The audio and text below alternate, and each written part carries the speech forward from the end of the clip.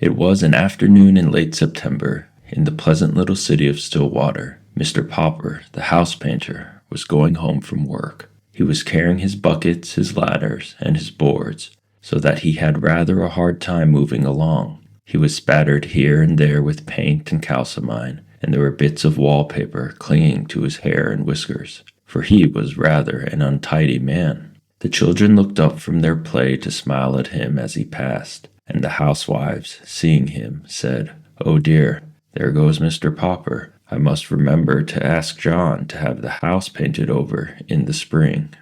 No one knew what went on inside Mr. Popper's head, and no one guessed that he would one day be the most famous person in Stillwater. He was a dreamer, even when he was busiest smoothing down the paste on the paper or painting the outside of other people's houses. He would forget what he was doing.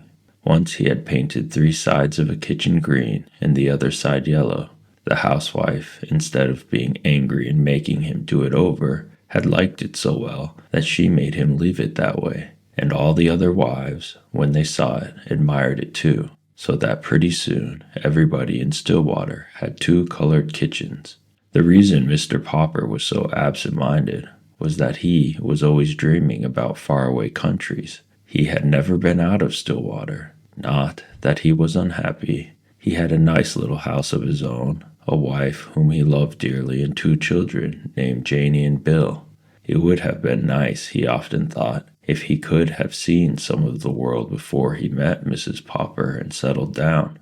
He had never hunted tigers in India or climbed the peaks of the Himalayas or dived for pearls in the South Seas. Above all, he had never seen the poles. That was what he regretted most of all. He had never seen those great, shining, white expanses of ice and snow.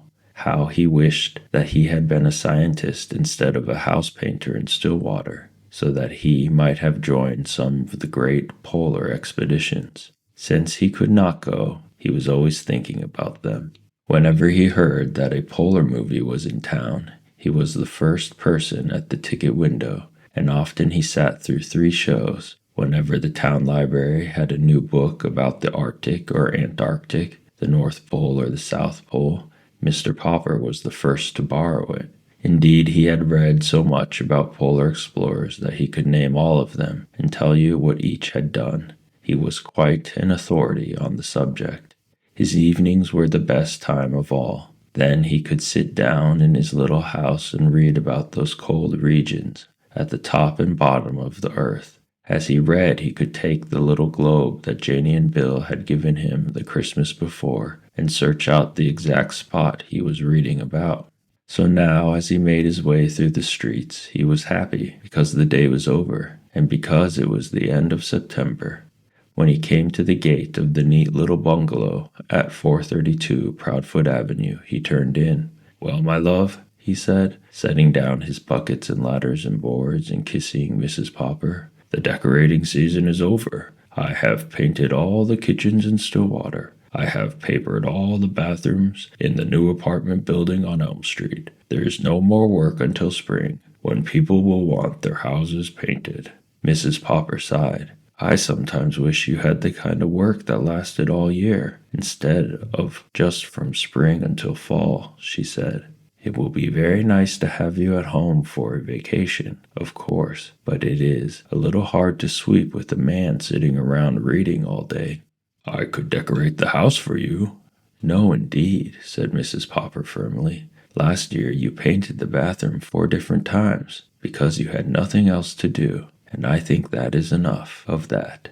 But what worries me is the money. I have saved a little, and I dare say we can get along, as we have other winters. No more roast beef, no more ice cream, not even on Sundays." "Shall we have beans every day?" asked Janie and Bill, coming in from play. "I'm afraid so," said Mrs. Popper. "Anyway, go wash your hands for supper. And Papa, put away this litter of paints, because you won't be needing them for quite a while."